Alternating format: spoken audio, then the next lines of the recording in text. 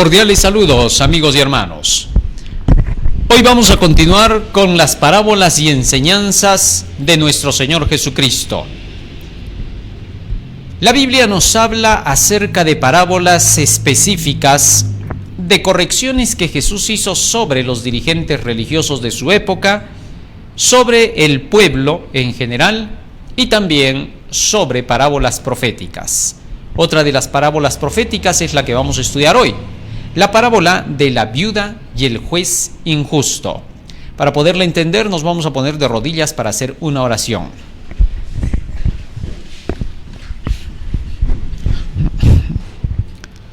Bendito Padre que moras en los cielos, te damos gracias, Señor, porque nos das la vida y la salud, y te rogamos humildemente que tu Espíritu esté con nosotros para entender el mensaje que tienes preparado para hoy. De manera, Señor, que cada una de estas palabras quede grabada en nuestra mente y corazón y que sea el motor que impulse nuestras acciones. Porque te lo rogamos en el nombre de Jesús. Amén. Amén, Señor. Amén.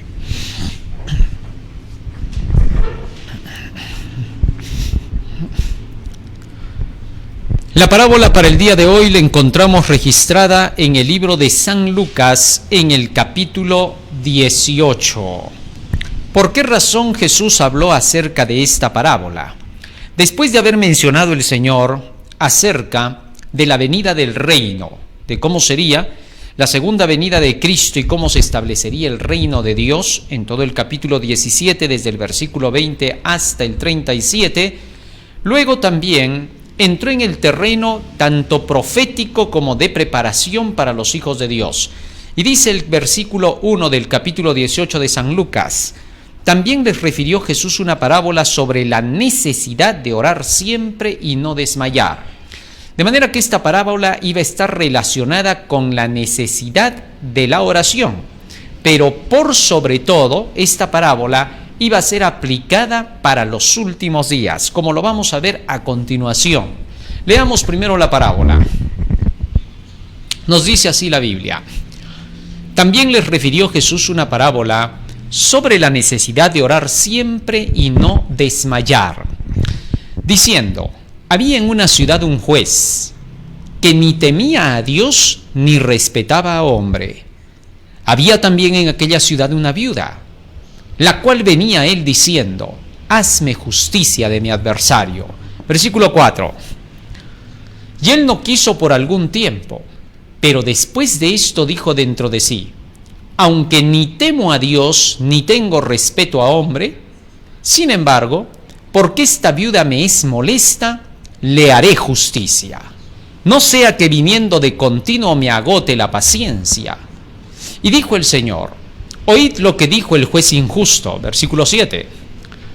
¿Y acaso Dios no hará justicia a sus escogidos que claman a Él día y noche? ¿Se tardará en responderles? Os digo que pronto les hará justicia. Pero, cuando venga el Hijo del Hombre, ¿hallará fe en la tierra?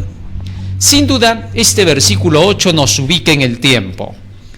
Nos muestra que esta parábola especialmente fue dada para los últimos días, para cuando Jesús estuviera por regresar a la tierra. El texto es claro: pero cuando venga el Hijo del Hombre, ¿hallará fe en la tierra? Y es que sin duda, todo esto que se ve en la parábola es una ilustración de lo que le pasará a los hijos de Dios para los últimos días. Vamos a analizar ahora la parábola paso a paso, palabra por palabra, para poder comprender cómo es que esto se cumplirá especialmente para cuando llegue el cierre del tiempo de gracia. Vamos a ver. Capítulo 18, versículo 2. Allí comienza la parábola, diciendo: había en una ciudad un juez que ni temía a Dios ni respetaba a hombre. ¿Qué cosa significa temer a Dios? Libro de Deuteronomio, capítulo 6, versículo 2. Deuteronomio, capítulo 6, versículo 2. ¿Qué nos dice la Escritura allí? Deuteronomio 6, 2. ¿Qué es temer a Dios? Nos dice el versículo 2 así: para que temas a Jehová tu Dios, guardando todos sus estatutos y sus mandamientos que yo te mando, tú, tu hijo y el hijo de tu hijo, todos los días de tu vida para que te vaya bien y tus días sean prolongados. El temor a Dios se manifiesta en la obediencia a los mandamientos de Dios. Una persona que de veras teme a Dios obedecerá sus mandamientos. Así también lo declara el libro de Eclesiastés en el capítulo 12 y en el versículo 13. Fíjense lo que dice allí el gran sabio Salomón, el hombre más sabio. Antes de él no hubo nadie que fuese sabio, ni después de él habría con esa sabiduría. El único que lo superó fue nuestro Señor Jesucristo. Eclesiastés capítulo 12, versículo 13 dice: el fin de todo el discurso oído es este: teme a Dios y guarda sus mandamientos. El temor a Dios es esencial para que el ser humano pueda entrar en el reino de los cielos. Por eso en el último mensaje de misericordia al mundo, en el Evangelio eterno, en Apocalipsis capítulo 14 y en el versículo 6, se nos dice lo siguiente para llamar la atención del mundo hacia la salvación. Versículos 6 y 7. Vi volar por en medio del cielo a otro ángel que tenía el Evangelio eterno para predicarlo a los moradores de la tierra, a toda nación, tribu, lengua y pueblo, diciendo a gran voz: temed a Dios y dadle gloria, porque la hora de su juicio ha llegado, y adorad a aquel que hizo el cielo, la tierra, el mar y las fuentes de las aguas. Temed a Dios y dadle gloria, porque la hora del juicio ha llegado. Hablando acerca de este juez, que ni temía a Dios ni temía a hombre, se hace referencia precisamente al tiempo del juicio. La parábola está relacionada con la hora del juicio. Pero este juez, en plena hora del juicio, no temía a Dios ni temía a hombre. Vale decir, no obedecía los mandamientos de Dios, no quería someterse a lo que Dios había enseñado, a pesar de que se pide en esta hora del juicio: temed a Dios y dadle gloria, porque la hora del juicio ha llegado. Hay un grave peligro en no temer a Dios y darle la gloria. ¿Cómo es que nosotros le tememos a Dios directamente y qué peligro hay en que nosotros no le temamos? Como dije ya, temer a Dios es guardar sus mandamientos. ¿Qué pasa cuando no le tememos? Libro de Jeremías capítulo 2, versículo 19. Fíjense lo que dice allí. Jeremías 2:19. Tu maldad te castigará y tus rebeldías te condenarán. Sabe pues y ve cuán malo y amargo es el haber dejado tú a Jehová tu Dios y faltar mi temor en ti, dice el Señor Jehová de los ejércitos. Ahora Dios, hablando a través de Jeremías, declara que dejar de temer a Dios es lo peor que puede ocurrir. El texto está siendo claro: tu maldad te castigará. ¿Por qué? Porque has dejado mi temor, dice Jehová. El temor de Dios es el que evita que nosotros podamos caer en nuestra propia maldad. Fíjate lo que dice en el libro de Proverbios capítulo 2, versículo 1 hasta el 5. Cuando el hombre no tiene el temor de Dios dentro de él, cuando no teme a las advertencias de Dios, entonces el hombre cae en los peores errores. Haz de cuenta que un padre le dice a su hijo: hijo, no vas a desobedecer, no quiero verte que estés caminando en la calle porque hay demasiados camiones por acá, te pueden atropellar. Y el hijo desobediente no acata a la advertencia de su padre, no teme a lo que su padre le ha dicho. Al no temer a la advertencia, este hijo se sale desobediente y lo atropella el carro. Y cuando regrese el padre y encuentra que el hijo está atropellado y lo están llevando al hospital, lo primero que le dice: hijo, ¿por qué saliste si te dije que no salieras? Cuando nosotros perdemos por completo el deseo de seguir las advertencias de Dios, estamos perdiendo el temor a Dios. El mundo está enseñando a no temerle a Dios.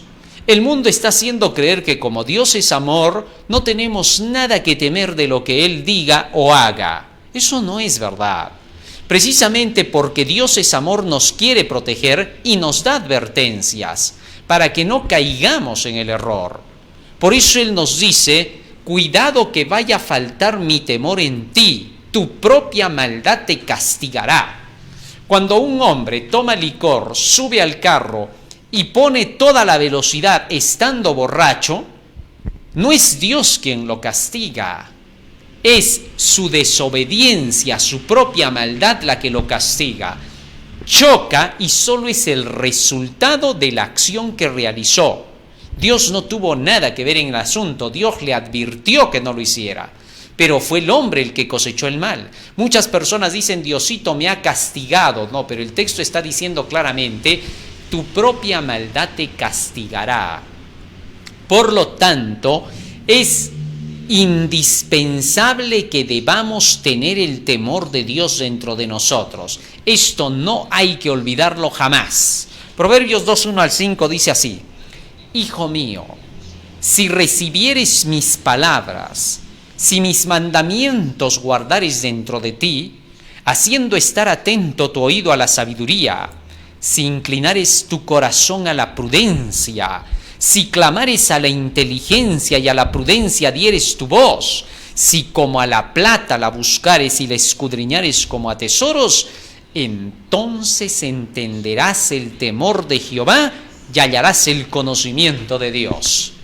Fíjate lo que dice aquí el texto: si guardas mis palabras dentro de ti, si atesoras mis mandamientos en tu corazón, si mis enseñanzas son buscadas por ti como tesoros escondidos, como cuando el minero busca el oro, entonces llegarás a entender el temor de Jehová. Cuando nosotros vamos estudiando la Biblia, nos llenamos de los mandamientos de Dios y de las historias que están en la Biblia, de los patriarcas, de los profetas. Vemos las acciones y vemos las reacciones que se dieron por cada acción que ellos realizaron. Aprendemos qué es lo que tenemos que hacer y qué es lo que no tenemos que hacer. Y el temor de Dios ya mora dentro de nosotros. Así que el temor de Dios entra en nosotros por medio de sus leyes, mandatos, enseñanzas y estatutos de su palabra. Cuanto más nos llenamos de esta verdad, tanto más temerosos somos de Dios. Se llama temeroso de Dios a un hombre, a un individuo que se llena de la palabra de Dios. Entonces ya tiene las advertencias dentro. Y cada vez que se encuentra frente a cualquier situación de la vida, sabe lo que tiene que elegir y lo que no tiene que elegir. Una persona que tiene buen discernimiento es una persona que teme a Dios. El don del discernimiento está en la palabra, porque la palabra te enseña lo que es bueno y lo que es malo. Y al aprender eso, ya tienes el temor de Dios que te frena de hacer el mal. Tú dices de inmediato, esto no se hace, aquello no se hace. Tu conciencia está santificada, tu conciencia es como la de Jesús. Jesús reconocía el pecado al kilómetro, odiaba con perfecto odio al pecado. ¿Por qué? Porque dentro de sí tenía la justicia, que es lo opuesto del pecado. Es decir, Jesús estaba lleno del temor de su Padre.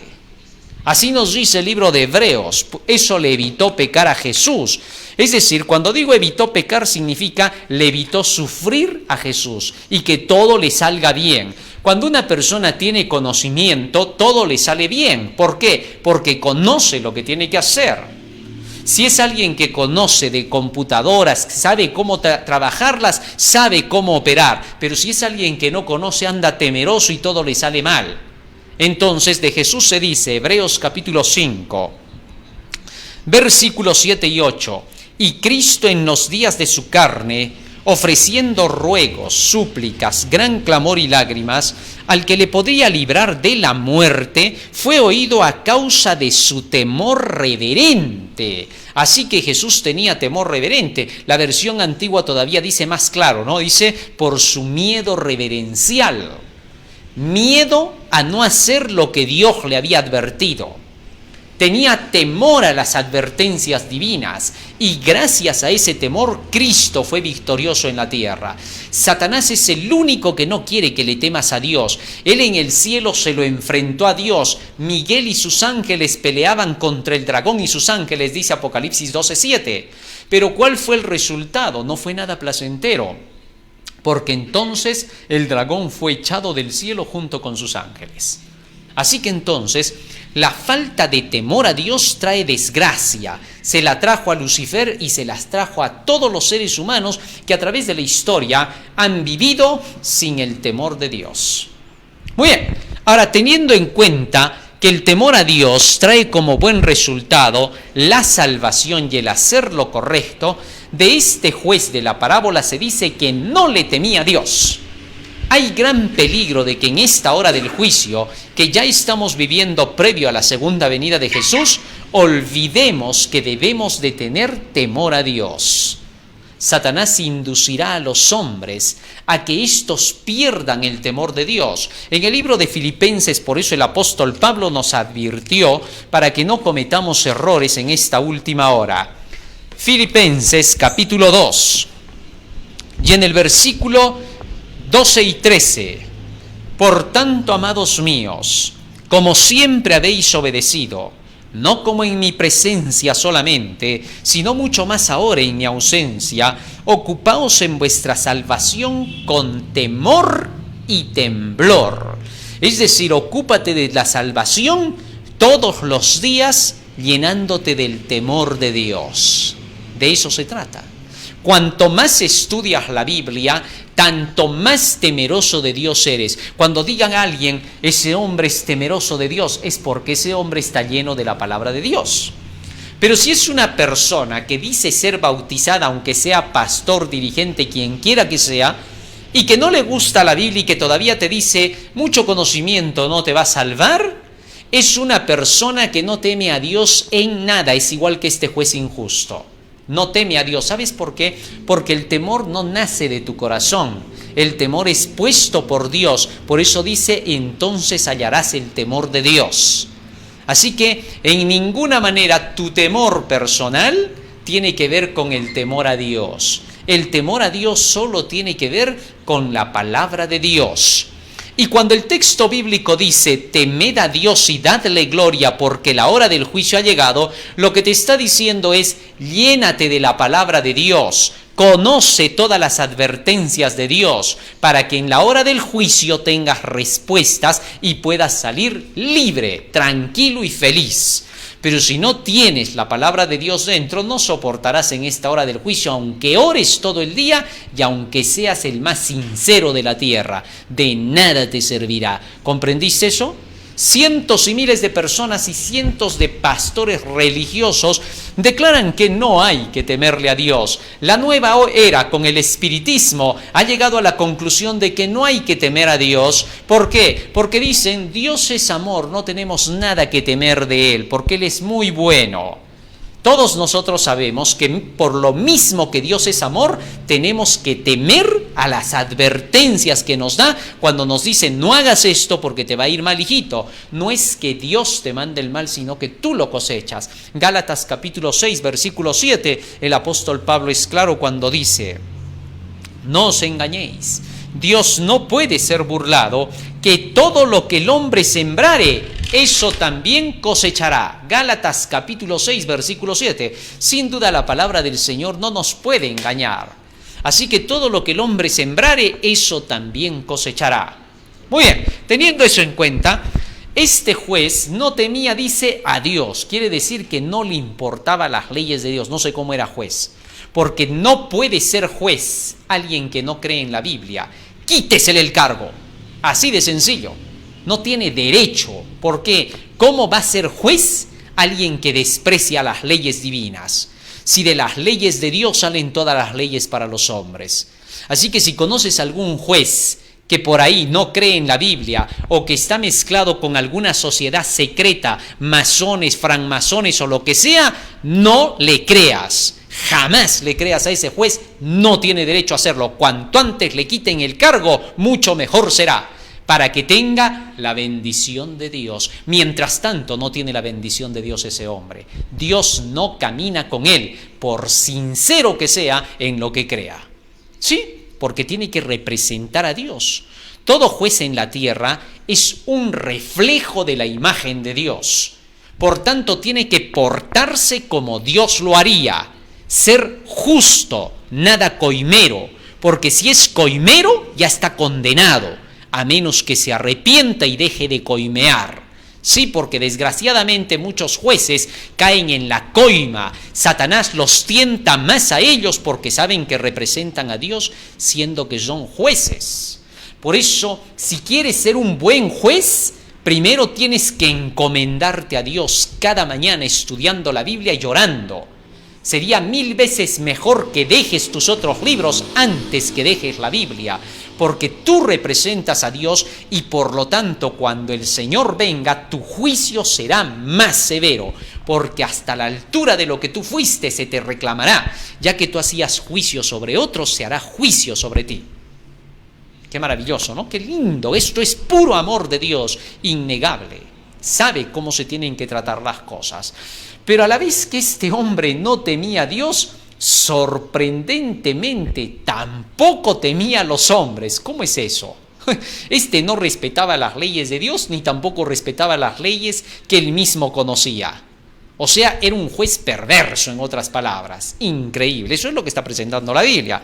Vamos al libro de San Marcos, capítulo 7. ¿Qué cosa es no respetar, no tener temor de hombres? San Marcos, capítulo 7.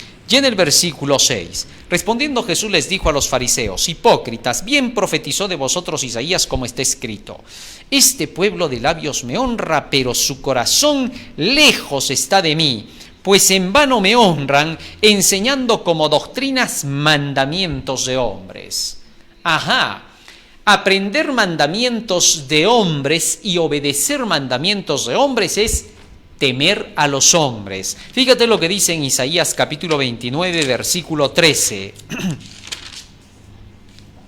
Dice la Escritura: dice pues el Señor, porque este pueblo se acerca a mí con su boca y con sus labios me honra, pero su corazón está lejos de mí y su temor de mí no es más que un mandamiento de hombres que les ha sido enseñado. O sea, temer a los hombres significaría hacer caso de las leyes hechas por los hombres, por los legisladores humanos. Pero este juez no respetaba ni siquiera las propias leyes humanas. O sea, era un juez coimero, era un juez injusto, hacía juicio cuando le convenía, cuando le pagaban bien, hacía bien, cuando no. Ese es un juez injusto, que no teme a Dios ni tampoco le teme a los hombres. Tremendo juez, ¿no? Increíble. Bueno, ¿qué más nos sigue diciendo la parábola? Regresamos otra vez a la parábola y sigue diciendo: había también en aquella ciudad una viuda. Ahora entra una mujer en el escenario, ¿no? ¿Qué cosa es una mujer en la Biblia? Hemos dicho, Efesios capítulo 5, versículo 23 nos dice claramente que una mujer representa a una iglesia. Maridos, amad a vuestras mujeres, así como Cristo amó a la iglesia y se entregó a sí mismo por ella. Lo que significa que aquí estaríamos hablando de la iglesia. Y dice claramente que esta viuda venía a este juez para que le hiciera juicio. Ahora, ¿por qué esta mujer es una viuda? Bueno, hay que ver cuándo la iglesia es viuda. Y de acuerdo con eso vamos a entender la parábola. Nos vamos ahora al libro de San Marcos, capítulo 2, versículo 18 al 20. Fíjate lo que dice acá. Leamos primero qué cosa significa ser viuda al estilo espiritual. San Marcos 2, 18 al 20. Dice así la Escritura: y los discípulos de Juan y los de los fariseos ayunaban, y vinieron y le dijeron: ¿por qué los discípulos de Juan y los de los fariseos ayunan y tus discípulos no ayunan? Los fariseos tenían una costumbre: ayunar 2 veces a la semana. Escogían los martes y los jueves para el ayuno, pero siempre andaban en peleas con los esenios. Los esenios eran otra secta también de los judíos. Y estos esenios hacían ayuno los lunes y los miércoles. Así que habían unas peleas campales entre estos. Por eso es que en Lucas capítulo 18, verso 10 y 11 se nos dice que el fariseo oraba diciéndole a Dios al lado del publicano: ayuno 2 veces a la semana, porque hacían su ayuno 2 veces a la semana. Pero estos, los fariseos y los esenios, entraban en unas peleas por el día. Unos decían lunes y miércoles y otros decían martes y jueves. Y estas peleas eran interminables. Por eso es que el apóstol Pablo, hablando de ese tipo de ayuno, les dijo en el libro de Romanos capítulo 14 lo siguiente a estos que andaban peleando por el ayuno, porque estos eran terribles. Les dijo así, Romanos capítulo 14, versículo 1 hasta el 6. Recibid al débil en la fe, pero no para contender sobre opiniones, porque uno cree que se ha de comer de todo. Otro que es débil, come legumbres, el débil en la fe. El que come no menosprecia al que no come. Y el que no come, es decir, el que ayuna, no menosprecia al que come porque Dios le ha levantado. ¿Tú quién eres que juzgas al criado ajeno? Para su propio Señor esté en pie o cae, pero estará firme porque poderoso es el Señor para hacerle firme. Uno hace diferencia entre día y día, es decir, entre los días de ayuno. Otro juzga iguales todos los días. Para el otro le da lo mismo ayunar cuando sea. Sigue diciendo más. Pero cada uno esté plenamente convencido en su propia mente. El que hace caso del día martes y jueves, lunes o miércoles, lo hace para el Señor. Y el que no hace caso del día, no lo hace para el Señor. Y el que come, para el Señor come, porque come dando gracias a Dios. Y el que ayuna, es decir, el que no come, para el Señor no come y da gracias a Dios. Ahora el apóstol Pablo les estaba reclamando por qué discutían tanto del ayuno. Es que para esta gente el comer o no comer le era sumamente importante según sus prácticas ritualísticas y ceremoniosas. Por esa razón Pablo les dijo, ya no estén peleando por el día del ayuno. Y en el 14 versículo 21 les dice, bueno es no comer carne, ni beber vino, ni nada en que tu hermano tropiece, se ofenda o se debilite. Estaba hablando entonces de la alimentación y el ayuno. Claro, hay algunos que pervierten los textos bíblicos y piensan que esto se refiere al día sábado. No tiene nada que ver con el sábado. ¿De qué están hablando? Aquí está hablando Pablo de los que comen y de los que no comen. De los que comen legumbres y de los que comen de todo, es decir, los que ayunan y los que no ayunan. ¿Por qué? Porque el ayuno era simplemente con legumbres, en ese tiempo frutas y verduras para el día del ayuno. Hasta el día de hoy, el verdadero ayuno no es seco. Hay personas que quieren ayunar como Jesús, ¿no? Con los 40 días, sin agua, sin nada. No, eso es dañarse. El ayuno que enseña la palabra del Señor es con legumbres. ¿Para qué sirve el ayuno? El ayuno no tiene ningún poder en sí mismo. Hay personas que piensan que el ayuno tiene poder. Dicen, no, hay que ayunar para que suceda algo especial. No, el ayuno no tiene poder. El poder está en que cuando ayunas te pones a estudiar la palabra y la entiendes mejor. Una persona que esté en ayuno, cuando estudia, se le graba mucho más rápido. ¿Por qué? No es porque hay algo mágico en el ayuno, es algo sencillo. Cuando tú estás en ayuno, la comida que normalmente sabe estar en el estómago, jala sangre del cerebro. Y eso es lo que no te deja captar bien cuando lees. Por eso a la iglesia nunca vamos con el estómago repleto. Comemos poco el día sábado, más medido que otros días. ¿Para qué? Para que no vaya a ser que lleguemos a la hora del culto y estemos nosotros en la medianoche de nuestro sueño. ¿Sí? Porque es una falta de respeto a Dios el tener que venir al culto y dormirse en el culto. Tenemos que aprender a comer menos para venir a atender más. Cuanto menos esté la sangre en el estómago y más esté en el cerebro, mayor recepción intelectual tendremos. Así que por esa razón es que el ayuno puede manifestar mejoría en la espiritualidad. ¿Correcto? Muy bien. Así que entonces, cuando nosotros buscamos, hagamos el ayuno pero con frutas y verduras, con comidas que sean bien sencillas para que podamos captar mejor las lecciones de la Biblia.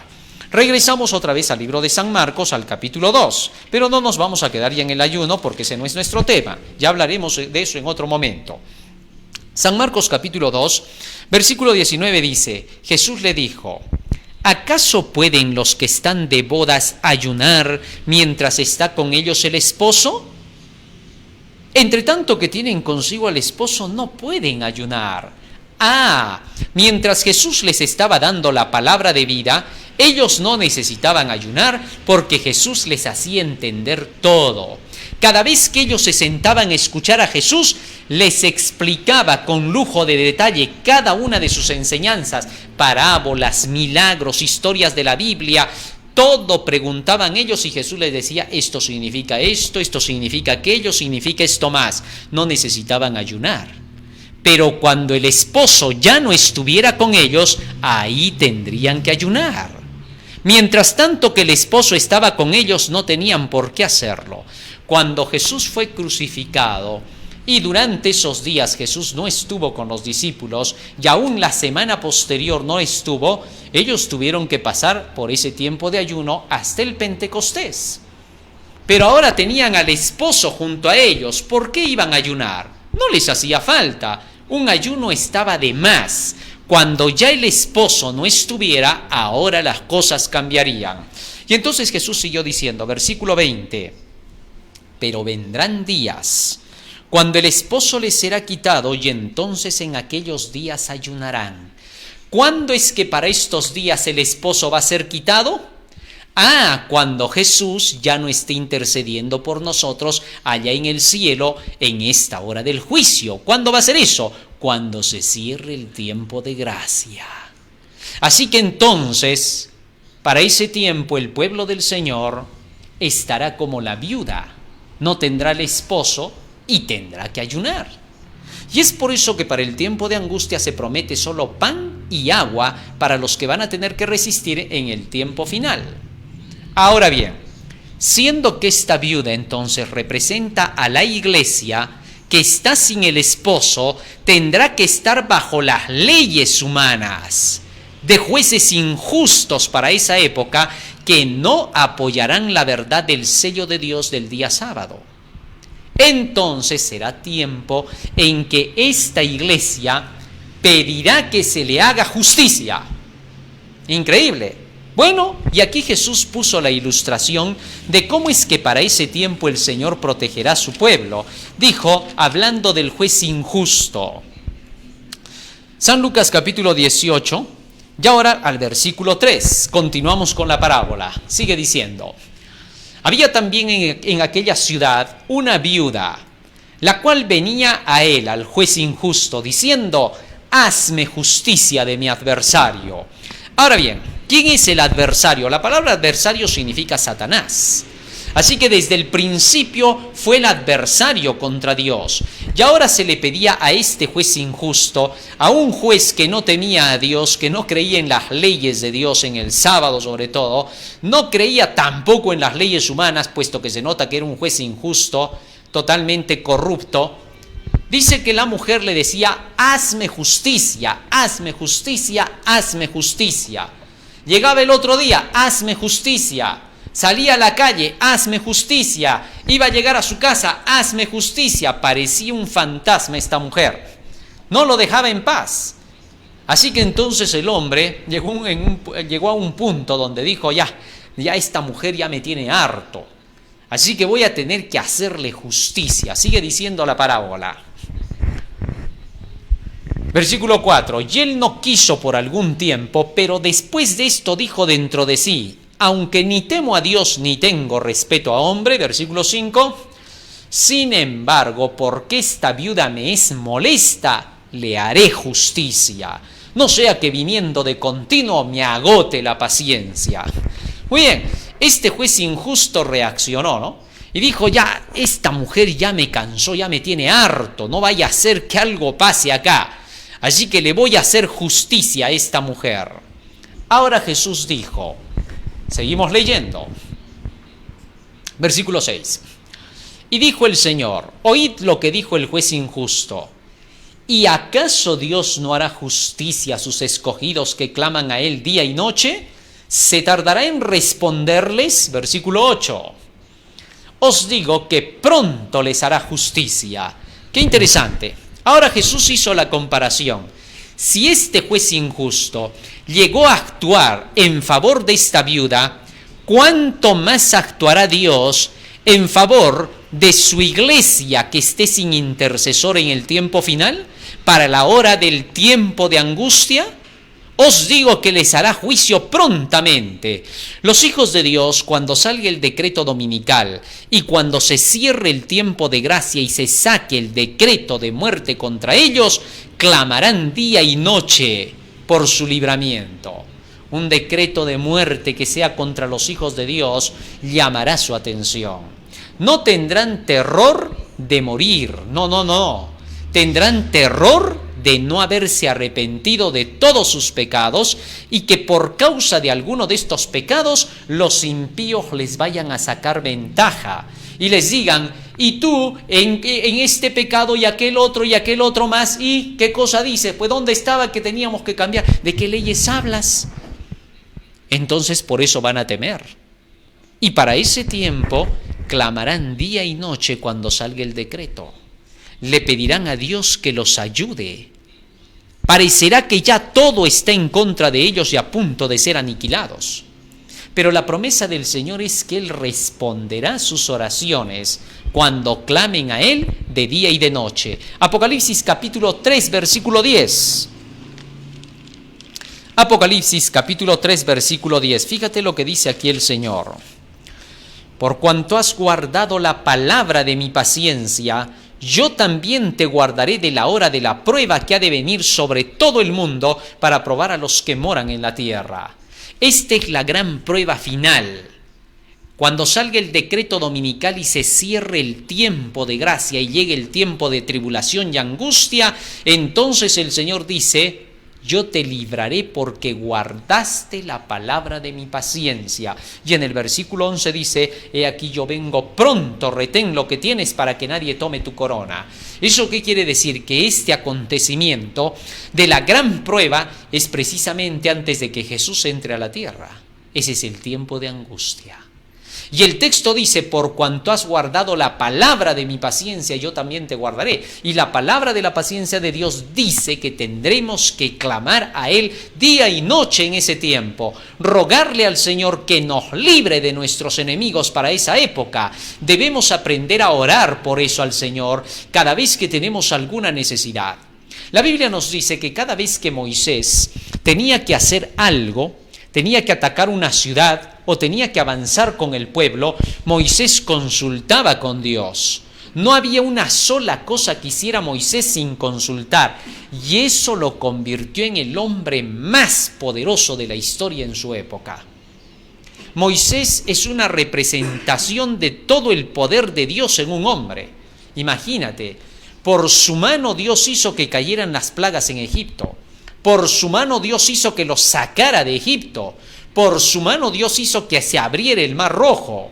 Por su mano hizo que cayera el maná. Por su mano hizo que saliera agua de la roca. Todo ese tremendo poder que manejaba Moisés venía del cielo, y solo por el cielo actuaba Moisés, porque Moisés, antes de poder dar un paso, primero consultaba con Dios. Nada hacía Moisés sin consultar con Dios. Si pasamos a la historia de Josué, nos vamos a encontrar que antes de que Josué pudiese utilizar su espada y ser un gran guerrero poderoso, primero tenía la espada del Espíritu en las manos, y nada hacía sin consultar con Dios.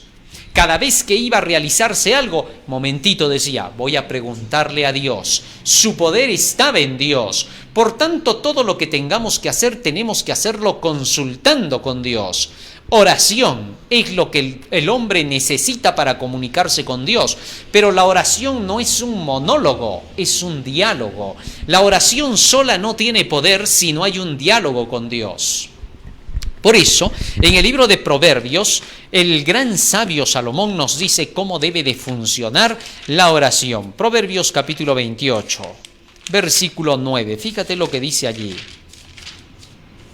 Nos dice así la Escritura: el que aparta su oído para no oír la ley, su oración también es un monólogo, es abominable, en otras palabras. ¿Comprendes? ¿Sabes? A nadie le gustan los monólogos, a todos les gustan los diálogos. Cuando tú conversas con otra persona frente a frente, la otra persona quiere hablar y tú también. Los dos tienen que... Eso es una conversación. La oración es una conversación con Dios, no es un monólogo. Hay personas que se la pasan orando largo, pero no dejan que Dios les hable. Después de que oran, no leen la Biblia, no la estudian. La oración y el estudio de la Biblia son inseparables, porque la oración y la fe avanzan juntas. La fe es por el oír de la palabra de Dios. Así que la oración y la fe. Cuando oras, toma tu Biblia para que veas la respuesta de Dios. Hay algunos que les gusta orar y luego de orar están esperando ahí callados a ver qué les suena en la cabeza. A Dios me responde así, dice. No, Dios no te va a responder así. Dios te va a responder a través de su libro. ¿Por qué? Porque tú vas a aprender a pedir de acuerdo con lo que dice el libro. Primera de Juan capítulo 5, versículo 14 nos dice la Biblia lo siguiente. Y esta es la confianza que tenemos en Él, que si pedimos alguna cosa conforme a su voluntad, Él nos oye. Para que tus oraciones puedan ser escuchadas por Dios, tienes que aprender a orar, tienes que aprender a saber qué pedir y qué no pedir. Y eso solo lo puedes aprender en la Biblia. Tienes 150 salmos que son oraciones. Tienes las oraciones de José, tienes las oraciones de Abraham, tienes las oraciones de Isaac, tienes las oraciones de Jacob, tienes las oraciones de Abraham, de David, de Samuel, etcétera, etcétera, etcétera. Si tú ves las oraciones que ellos hicieron, eran seres humanos como tú, y si ellos pidieron algo y se les respondió, puedes pedir lo mismo que ellos y se te responderá. Hay personas que dicen, sí, pero ¿qué tal lo que ellos pedían no es lo que yo quiero? Todo lo que tú quieres está acá, porque todo lo que tú de veras necesitas para tu salvación y para enfrentar la sociedad y la vida, ya lo pasaron los anteriores a ti. Por tanto, todas las respuestas están ahí en la Biblia. Todo cuanto quieras, ahí está.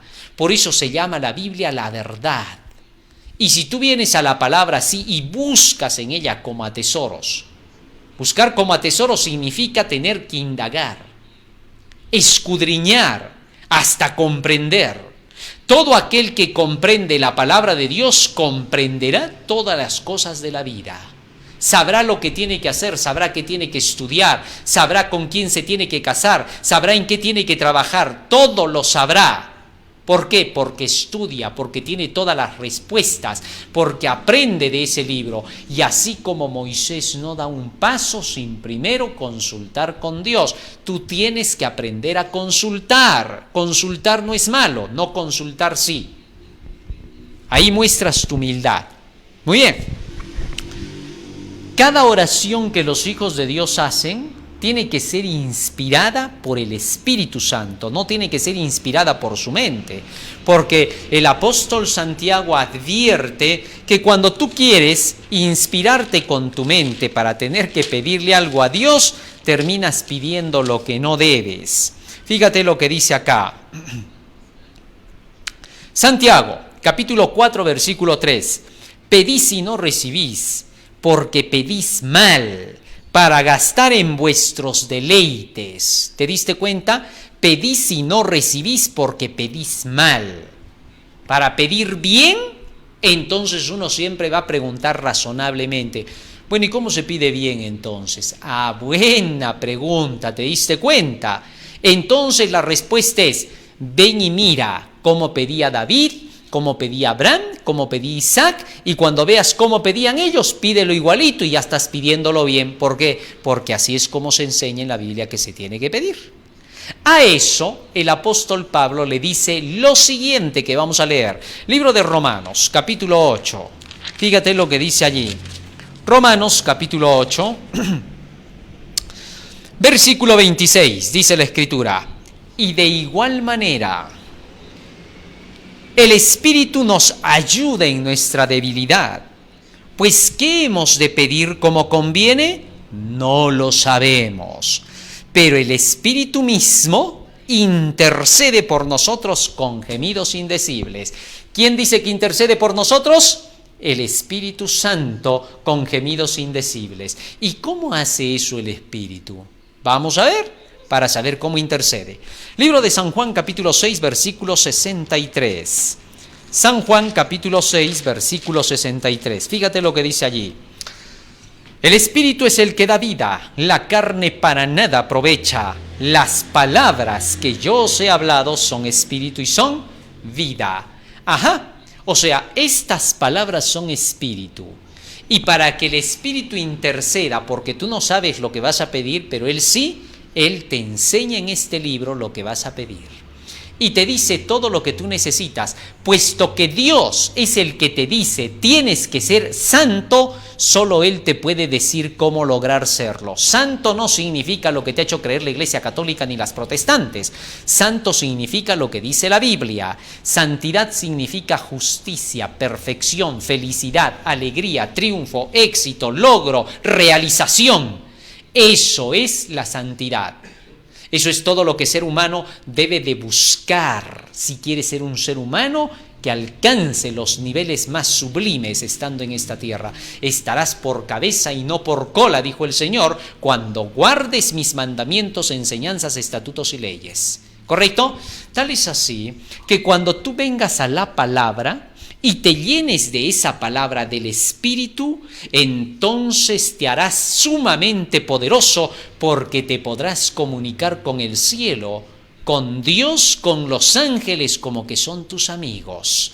Trabaja con ellos, únete a ellos. El trabajar con ellos significa vivir de toda palabra que sale de la boca de Dios. ¿Sabes por qué? Porque el día que te llenas de este libro, piensas como los ángeles, piensas como Jesús.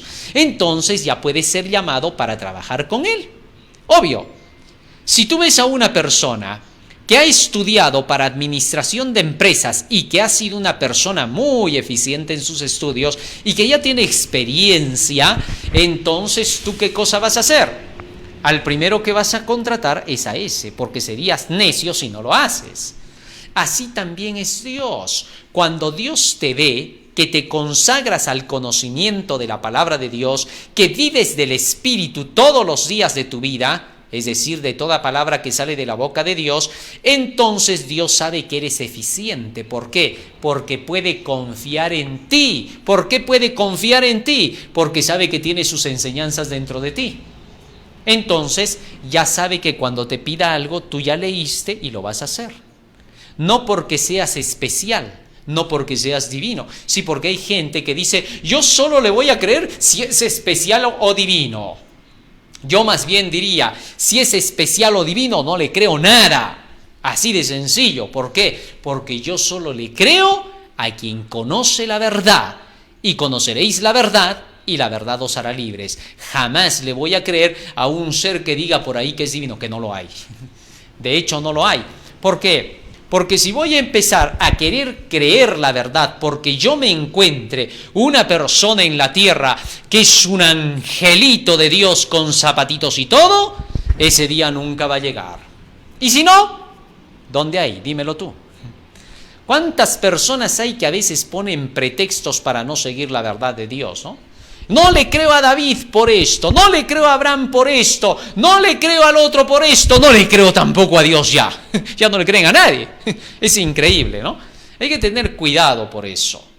Nosotros creemos por la verdad, porque cualquiera que te venga a decir cualquier cosa a ti te diga, no, yo no solo te creo por eso, yo te voy a creer también por ti, por aquello, por aquel más, por el otro más, tú dile, ¿y tú cómo eres para creerte a ti? Es que estamos hablando de ti, te va a decir. Esto se la saben pues todas menos las buenas. No le creas a ese tipo de gente, tú solo créele a la verdad. Esto por favor grábatelo, si es posible escribe, cómprate un cuaderno y llénalo así. Conoceréis la verdad y la verdad os hará libres. Conoceréis la verdad y la verdad. Eso, repítelo hasta que se te gaste el lapicero y te compras otro de paso. Eso es lo que tienes que hacer. ¿Por qué? Porque creemos por la verdad. Santifícalos en tu verdad. Tu palabra es la verdad. Porque creer en la verdad es creer en Jesús. Yo soy el camino, la verdad y la vida, dijo el Salvador. No hay más. Tu ley es la verdad. Salmo 119, 142. ¿Qué más podemos pedir aparte de la verdad? Nada, Señor. Así que entonces, ¿qué hemos de pedir como conviene? No lo sabemos, pero la palabra intercede por nosotros con gemidos indecibles. El Espíritu Santo habla por medio de la Biblia. Por eso podemos decir de la Biblia y del Espíritu que son uno. Así como la palabra y Jesús son uno, así también la Biblia y el Espíritu Santo son uno, porque es la expresión del Espíritu Santo. Por eso es que Jesús se refería a esa expresión. Las palabras que yo os he hablado son espíritu, y todo el que se llena de la palabra llega a comprender que el espíritu y la vida están en la palabra de Dios. Pide el espíritu, pero también recíbelo. Pedid y recibiréis. Después de que oras pidiendo el Espíritu, no esperes a que te entre un fueguito por la cabeza que te llegue hasta los pies, porque tú no eres pentecostal, tú no eres creyente de la sensación, tú eres creyente de la verdad. Así que pide como la Biblia te enseña. ¿Cómo te enseña la Biblia? Pide en oración el Espíritu y luego recibe. ¿Cómo lo recibes? Por la palabra de Dios, porque esta palabra de Dios, el Antiguo y el Nuevo Testamento, son los dos olivos de los cuales sale el aceite del Espíritu como oro para llenar tu vasija y hacer que alumbres como la luz para los demás. Vosotros sois la luz del mundo. Qué bonito, ¿no? Muy bien. Aquellos que se hayan llenado así de la palabra sabrán en el tiempo de angustia cómo tienen que pedir a Dios, confiarán por completo en lo que leyeron, vivirán de toda palabra que sale de la boca de Dios. ¿Y acaso no hará justicia a Dios a aquellos que clamen a Él día y noche durante ese tiempo? Claro que sí. Así que entonces aquí la viuda representa a la iglesia de Dios, que estará en un tiempo cuando el esposo no esté con ellos, porque se habrá terminado la intercesión en el cielo. No esté con ellos en el sentido de intercesión, porque después Jesús estará con ellos hasta el fin del mundo. Así declara Él: yo estoy con vosotros todos los días hasta el fin del mundo. Así que Él seguirá acompañando, pero ya no intercediendo. Entonces será tiempo de ayunar y será tiempo en que la iglesia estará viuda espiritualmente hablando. No obstante, esa viuda saldrá triunfante. Y en el libro de Efesios, capítulo 5, se nos dice lo siguiente. Libro de Efesios, capítulo 5, versículo 26. ¿Qué promesa se nos hace? Así también dice la palabra del Señor. Desde el versículo 25, maridos, amad a vuestras mujeres, así como Cristo amó a la iglesia y se entregó a sí mismo por ella, para santificarla, habiéndola purificado en el lavamiento del agua por la palabra, a fin de presentársela a sí mismo una iglesia gloriosa, que no tuviese mancha ni arruga ni cosa semejante, sino que fuese santa y sin mancha. O sea, el Señor dice que a su iglesia la ha purificado en el lavacro del agua de la palabra. Y al haberla purificado, se le entrega a sí mismo como una iglesia pura, santa y sin mancha.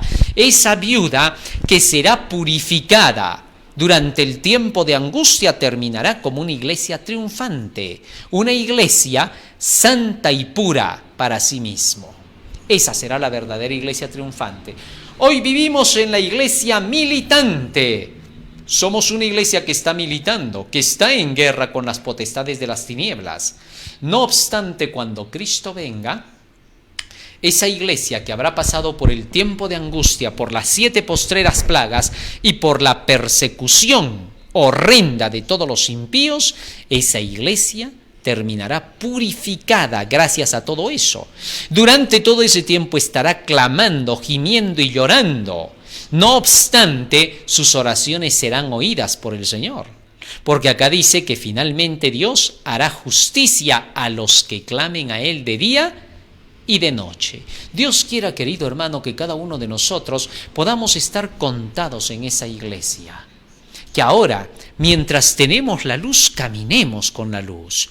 Ahora debemos aprovechar, mientras el Señor nos está dando todas las enseñanzas de su palabra, nos está haciendo conocer los símbolos y las figuras para poder comprender las verdades que por años quizás no hayamos podido comprender. Ahora el Señor nos dice que estamos con el esposo, nos está acompañando, está con nosotros y nos está dando la luz. Aquí está. Él está con nosotros en este libro. Ese libro es el esposo. Llegarán días en que se cumplirá. Buscarán palabra de Jehová y ya no la encontrarán. Qué tremendo, ¿no? Sí, eso va a suceder. Porque así dice Amós 8, 11 y 12. Llegará el día en que buscarán palabra de Jehová. Habrá hambre, pero no de pan. Así que mientras el esposo está con nosotros, tenemos la palabra del Señor, no perdamos el tiempo. Hay que estudiar, repasar cada símbolo, cada figura. Agarra tu Biblia mientras todavía tenemos la luz. Andad entre tanto que tenéis la luz y que no os sorprendan las tinieblas, dijo Jesús. Ojalá ahora entendamos estas cosas, llenémonos más de la palabra de Dios. Tienes el espíritu de profecía, todo lo que escribió la mensajera del Señor, la profeta de Dios. Todo eso lo tenemos para que en este tiempo nos preparemos, para que de esa manera podamos estar listos para la venida del Señor. Imagínate, más de 200.000 páginas escritas por el Espíritu de Profecía y toda la Biblia. Somos una iglesia súper bendecida. Tenemos bastante luz. No cometamos el error judío que tenían bastante luz, pero ni siquiera la estudiaban. Así de sencillo. Estos no la estudiaban. Tuvieron muchísima luz y fueron condenados por tener tanta luz y no haberla aprovechado. No cometamos el mismo error. Tenemos bastante luz con todos los libros del Espíritu de Profecía y la Biblia. Los que no estudien serán condenados de acuerdo con esa luz que tuvieron y que no la accedieron porque simplemente no les dio la gana de querer estudiar la palabra de Dios. Porque no hay otro término, no hay otra forma de decirlo. Vamos a pedirle a Jesús en esta noche en oración y le vamos a decir: Señor Jesús, yo quiero hacer tu voluntad. Ayúdame a poder estudiar tu palabra, dame sabiduría y discernimiento para captar y comprender cada verdad que tú me das, para que aquel día, cuando llegue la hora en que tengamos que pasar por el tiempo de angustia, se cumpla en nosotros lo que dice el conflicto de los siglos. Solo los que hayan estudiado diligentemente las Santas Escrituras soportarán en los días de aprieto del tiempo de angustia.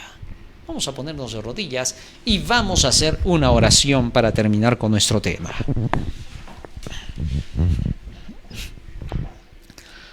Bondadoso Padre que moras en los cielos, estamos agradecidos a ti porque nos has dado tu palabra en el día de hoy. Y te rogamos, Padre Santo, que cada palabra que hemos aprendido pueda quedarse grabada en nuestra mente y corazón. Y que mientras tenemos tu santo libro, Señor, que es tu compañía con nosotros, podamos aprovecharla al máximo, para que podamos, Señor, sacar provecho de tu verdad y poder así prepararnos para las mansiones celestiales que tú has ido a preparar para nosotros. Padre, en tus manos nos encomendamos, porque te lo rogamos en el nombre de Jesús. Amén. Amén, Señor. Amén. Muy bien, querido hermano, hoy hemos aprendido una parábola más de las enseñanzas de nuestro Señor Jesucristo. Sin duda, estas cosas tenemos que compartirlas. No te olvides, estamos en Face, estamos en Twitter, estamos en YouTube, el canal El Último Llamado Divino. No te olvides, por favor, de compartir todo esto. Hashtag El Último Llamado Divino. Departamento de Publicaciones Tercer Ángel del Último Llamado Divino. Estamos en YouTube, 9:03 de la tarde con Daniel y el Apocalipsis. Estamos en Radio Líder, AM 1240, FM 987, con parábolas y enseñanzas de nuestro Señor Jesucristo. Así que tenemos bastante banquete espiritual. Asociación de Universitarios Adventistas del Último Llamado Divino. Dios te bendiga, querido hermano. Amén.